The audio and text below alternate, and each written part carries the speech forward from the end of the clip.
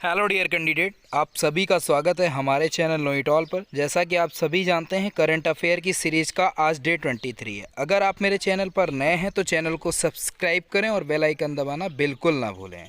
ऐसे ही हमारे साथ जुड़े रहिए। सभी एग्ज़ामों के लिए आपके पास करंट अफेयर प्रोवाइड की जाएगी।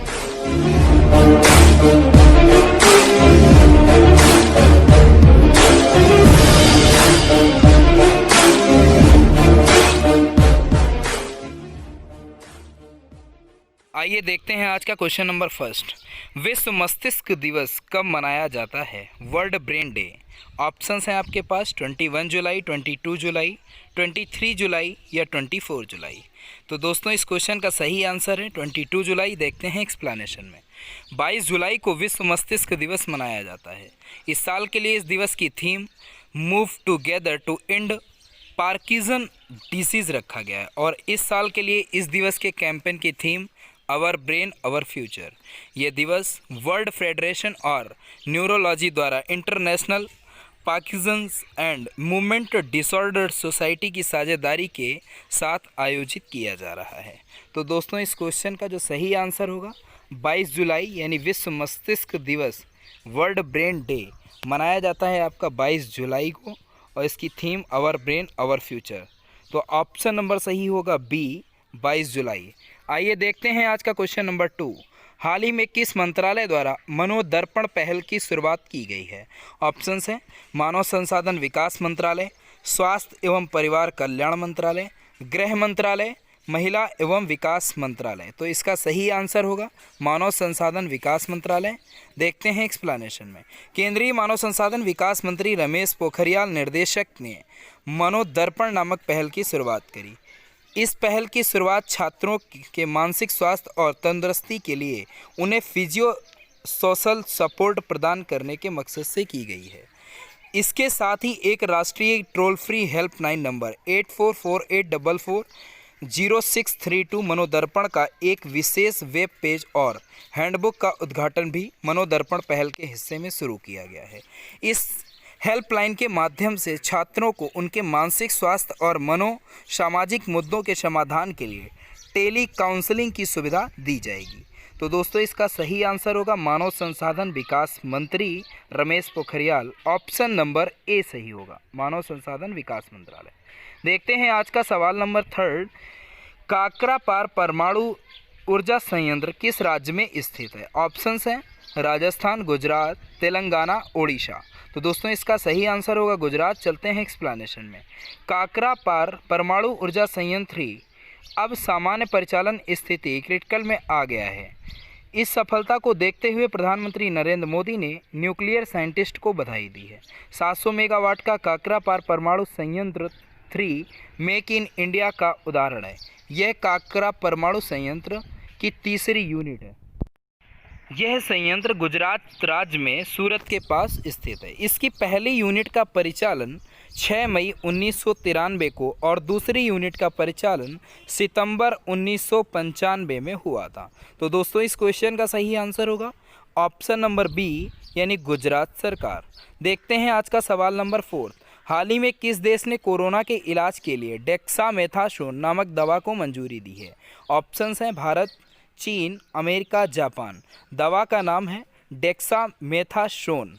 किस राज्य ने या किस देश ने इसको मंजूरी दी है? तो देखते हैं एक्सप्लेनेशन में। हाल ही में जापान ने कोरोना के इलाज के लिए डेक्सामेथासोन नामक दवा को मंजूरी दी है।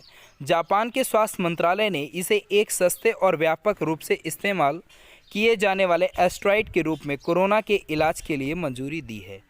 गौरतलब है कि इस दवा का कोविड-19 के ट्रीटमेंट के लिए पहला ट्रायल ब्रिटेन में किया गया था। ट्रायल के बाद पता चला कि इस दवा के उपयोग में कोरोना मरीजों में मृत्यु दर को कम करके दिखाया गया है। तो दोस्तों, इसका नाम याद रखिएगा डेक्सामेथासोन, और इसको जो मंजूरी देने वाला देश है वो है आपका जापान। तो इसका सही आंसर होगा ऑप्शन नंबर डी यानी कि जापान।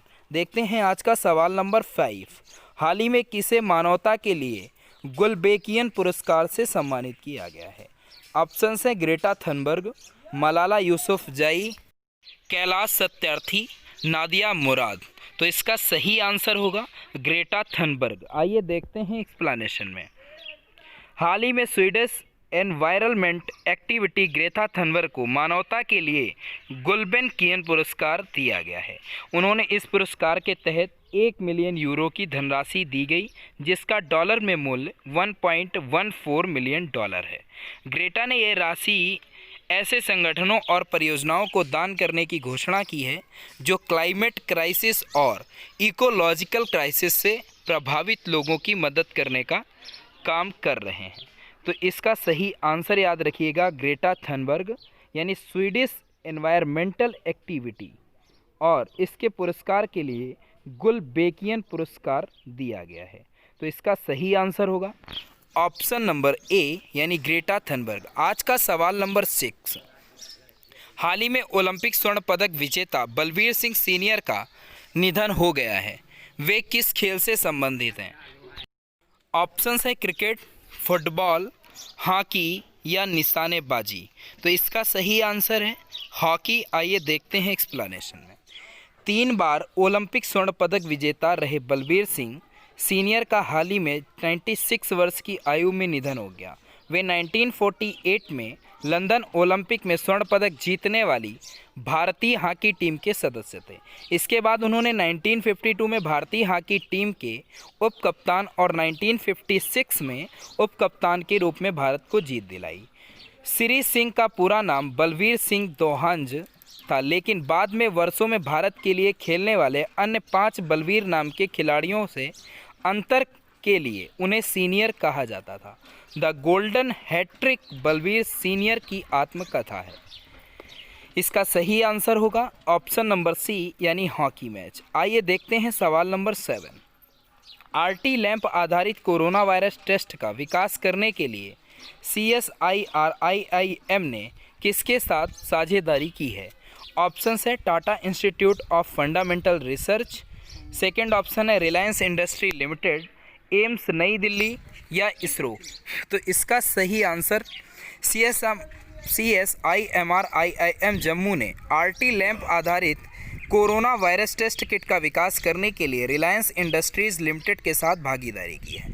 आरटी लैंप एक तकनीकी है जिसका पूरा नाम है reverse transmitted loop mediated and isothermal amplification. कोविड-19 के लिए आरटी लैंप परीक्षण एक न्यूक्लिक एसिड आधारित परीक्षण है जिसमें रोगियों की नाक और गले के लिए स्वैब सैंपल का इस्तेमाल किया जाता है। इस परीक्षण का लाभ यह एक आरटी लैंप आधारित कोविड-19 किट के कंपोनेंट्स आसानी से उपलब्ध हैं। ये पूरी तरह से भारत में निर्मित हो सकते हैं। तो दोस्तों इस क्वेश्चन का सही आंसर होगा ऑप्शन नंबर बी यानी रिलायंस इंडस्ट्रीज लिमिटेड। देखते हैं सवाल नंबर 8। बैंक बोर्ड ब्यूरो ने हाल ही में किसे दिल्ली स्थित ओरिएंटल इंश्योरेंस कंपनी के अध्यक्ष और एमडी के रूप में नियुक्त किया है? ऑप्शंस हैं SN राजेश्वरी, AV गिरजा कुमार, शोभा रेड्डी या मधुलिका भास्कर। तो इसका सही आंसर होगा SN राजेश्वरी। आइए चलते हैं एक्सप्लेनेशन में। SN राजेश्वरी को बैंक बोर्ड ब्यूरो यानी BBB ने दिल्ली स्थित ओरिएंटल इंश्योरेंस कंपनी के अध्यक्ष और एमडी के रूप में चुना है। राजेश्वरी वर्तमान में न्यू इंडिया इंश्योरेंस NIA की महाप्रबंधक हैं, जिसका चयन एक ऑनलाइन वीडियो साक्षात्कार प्रक्रिया के माध्यम से किया गया है। OIC के वर्तमान CMD AV गिरजा कुमार इस महीने के अंत में रिटायर हो रहे हैं। बैंक बोर्ड ब्यूरो 1 अप्रैल 2016 से एक स्वायत्त निकाय के रूप में कार्य कर रहा है। तो इसका सही आंसर होगा SN राजेश्वरी को बैंक बोर्ड BB दिल्ली स्थित है। तो इसका सही आंसर होगा option number A SN Rajeshwari. देखते हैं आज का सवाल नंबर 9। रेटिंग एजेंसी क्रिसिल ने चालू वित्त वर्ष 2020 से 21 के दौरान कोविड-19 के चलते भारत की अर्थव्यवस्था में कितने फीसद की गिरावट का अनुमान लगाया है?